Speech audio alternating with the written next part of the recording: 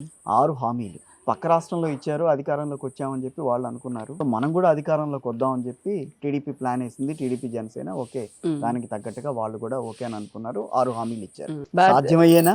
ఖచ్చితంగా ఆంధ్రప్రదేశ్ సాధ్యమే. రాష్ట్రానికి అమరావతి కావాలి, పోలవరం కావాలి. ఇవి 2 చేసి చూపించండి చాలు అని చెప్పి ఇప్పటికీ నేను ఆంధ్ర నేతలతో ఎవరితో మాట్లాడినా కూడా వాళ్ళు అదే అడుగుతున్నారు కింద. ఏ ప్రాంతీయ పార్టీనైనా తీసుకోండి, దాదాపుగా చాలా మటుకు కుల ఆధారితంగానే హామీలు ఇస్తారు.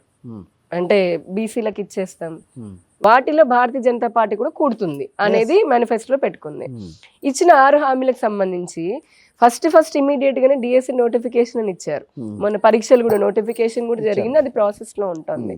ఆ తర్వాత గ్యాస్, ఏదైతే గ్యాస్ అన్నారో ఆ గ్యాస్ కూడా నెరవేర్చుకున్నారు. ఇచ్చాం కదా, ఇస్తున్నాం కదా. మీరు ఆంధ్రలో ఇస్తున్నాం. గ్యాస్ తీసుకున్నారు కదా, ఎన్నొచ్చాయండి. మొదటి గ్యాస్ బండను, రెండో గ్యాస్ బండను. ఇప్పుడు మేము వచ్చి ఎన్ని నెలలు అయిందని. ఇది వచ్చిన తర్వాత అసలు ఏ శాఖలో ఎన్నెన్ని వేల కోట్లు అవినీతి జరిగిందో ఇప్పటికీ ఏ అధికారి ఇంకా అటువైపు ఉండి మనం చూసాం కదా, కాంట్రాక్ట్లు ఏకదాటిగా అటువైపు వాళ్ళకే ఇచ్చుకుంటున్నారు వైసీపీ నాయకుని తెలుసుకోవడానికి మాకు ఇన్ని నెలలు పడుతుంది. అంటే ఆ రకంగా వ్యవస్థీకృతమైన ఆర్గనైజ్డ్ క్రైమ్ అండ్ కరప్షన్ కి దారి తెర తీసింది వైసీపీ.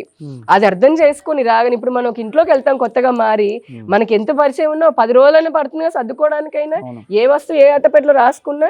మరి అలాంటిది రాష్ట్రాన్ని ఇన్ని లక్షల కోట్లు అప్పుల పాలు చేసి ఇంత దౌర్భాగ్యంగా పాలన చేసిన తర్వాత దాన్ని అర్థం చేసుకోవడానికి టైం పట్టింది. ఇప్పుడు అర్థం చేసుకున్నాం, అయిపోయింది. ఈలోపు వరదలు వచ్చాయి, కాస్త అటు ఇటుగా అవి జరిగింది. అవి కూడా తట్టుకొని ఇమ్మీడియట్గా ఒక పక్క అమరావతి అని చెప్పని స్టార్ట్ చేశాము.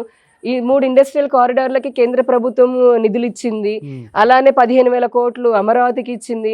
అమరావతి మెట్రో రైల్ కోసం అని 2,900 కోట్లు ఇచ్చింది. ఆ తర్వాత విశాఖ జోన్ మొన్ననే నరేంద్ర మోదీ గారు వెళ్ళారు. అది కూడా మొత్తం బిల్డింగ్లు శంకుస్థాపన జరిగే బిల్డింగ్లే. ఎందుకంటే ఇదివరకు గతంలో అదేంటి మడ భూములు అని ఇచ్చేవారు. ఇప్పుడు రాజధాని 3 రాజధానులు అంటే అందరూ వ్యతిరేకించారు. సరే, అదే ఏమైందనే తెలుసు. కర్నూలులో న్యాయ రాజధాని అని అంటే అది కాదని అన్నారు. ఈ రోజున బెంచ్ పెట్టారు, అక్కడ బెంచ్ పెడతానని అన్నారు. అది మీరు ఓకే అన్నారా దానికి? మేము ఓకే అనడం కంటే విభజన చట్టానికి సంబంధించి హామీలు ఏవైతే ఉన్నాయో ఇది మోరల్లెస్ దానికి సంబంధించి వస్తుంది. కాస్త ప్రత్యక్షంగా పరోక్షంగా విభజన హామీలకి సంబంధించిన అంశాలు ఏవైతే ఉన్నాయో వాటిలో చాలా మటుకు భారతీయ జనతా పార్టీ నెరవేర్చుకుంటూ వచ్చింది. సరే, మా పైన విషం జిమ్మారు, పేడ నీళ్ళు చల్లారు, బురద చల్లారు. 2019 నుంచి 24 వరకు మోదీ గవర్నమెంటే ఉంది. అప్పుడు కుదరని సయోధ్యలన్నీ కూడా 2024 నుంచి మాత్రం అన్ని కుదురుతున్నాయి. ఎందుకని? ఒకటి 2014 నుంచి 19 వరకు, 2019 నుంచి 19 కూడా రాష్ట్రానికి ఇయ్యాల్సింది ఏమో ఆపల భారతీయ జనతా పార్టీ. మీరు అధికారికంగా లెక్కలు తీస్తే పార్టీల పడంగా, నేను ఇందాక అందుకే చెప్పాను మొదట్లోనే, పార్టీకి అవును మధ్యలో విడిపోయింది. అందుకే చెప్తున్నా, ఆ 1 సంవత్సరాన్ని కూడా ఎందుకు కలుపుతున్నానంటే ఇందాకే చెప్పా, ఎంతసేపు అయితే పార్టీని ప్రభుత్వాన్ని వేరు చేయకుండా చూస్తాం అనేది.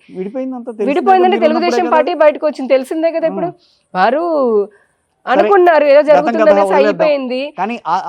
మళ్ళీ పునరావృతం కాదుగా, ఎందుకు అవుతుంది? ఇప్పుడు ఒక అవగాహన వచ్చిందిగా.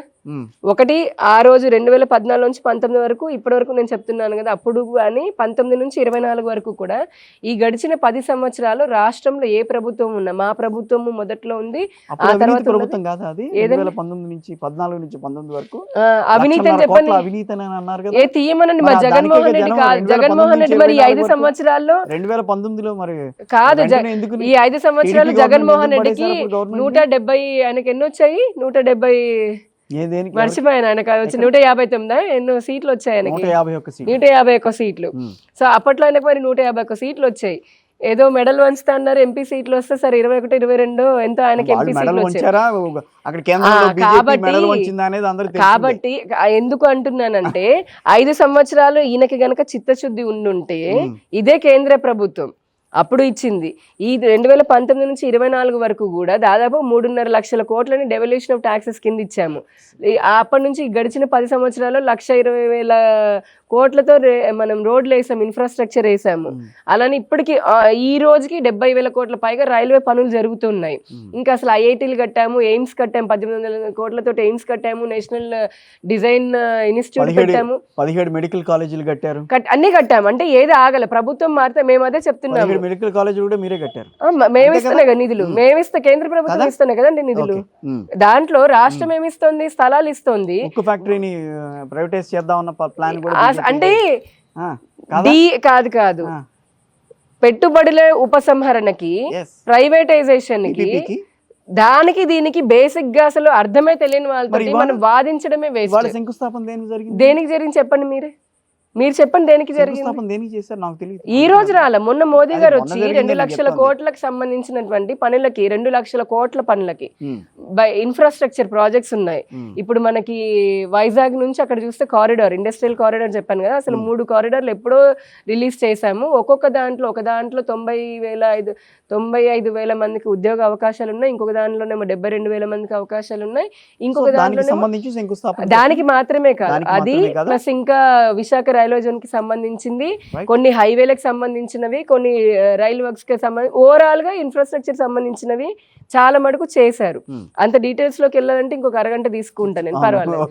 సో అలా చేశారు. నేను చెప్పే ఉద్దేశం ఏంటంటే, ఇప్పుడు ప్రెసెంట్ చంద్రబాబు నాయుడు గారు, పవన్ కళ్యాణ్ గారు ఉన్నారు. సరే, మా బీజేపీ ఉన్నప్పటికీ మాదే కేంద్రంలోనూ రాష్ట్రంలో మేమే కాబట్టి వాళ్ళిద్దరి గురించి ప్రస్తుతానికి ప్రస్తావిస్తున్నాను.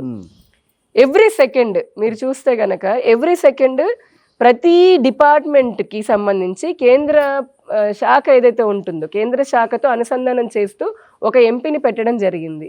సో కేంద్ర ప్రభుత్వ పథకాలు రెగ్యులర్ గా బడ్జెట్ లో ఇచ్చినవే కాకుండా స్పెషల్ ప్రాజెక్ట్స్ కింద కూడా ఈ రాష్ట్రానికి అత్యధిక నిధులు, ప్రాజెక్ట్స్ రిపోర్ట్ సబ్మిట్ చేస్తే డిపిఆర్లు ఇస్తారు కేంద్ర ప్రభుత్వం.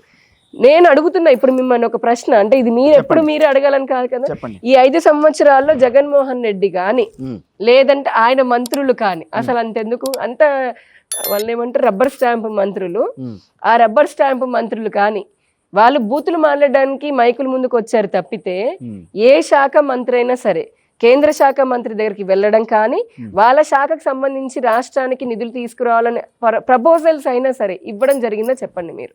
కేంద్రంలో ప్రపోజల్స్ ఇవ్వలేదు ఎవరు కూడా. విజయసాయి రెడ్డి గారు లేదు, మీరు చూడండి విజయసాయి రెడ్డి గారు ఆయన ఎంపీ లాగా ఇచ్చారు కానీ నేను మంత్రులను అడుగుతున్నా.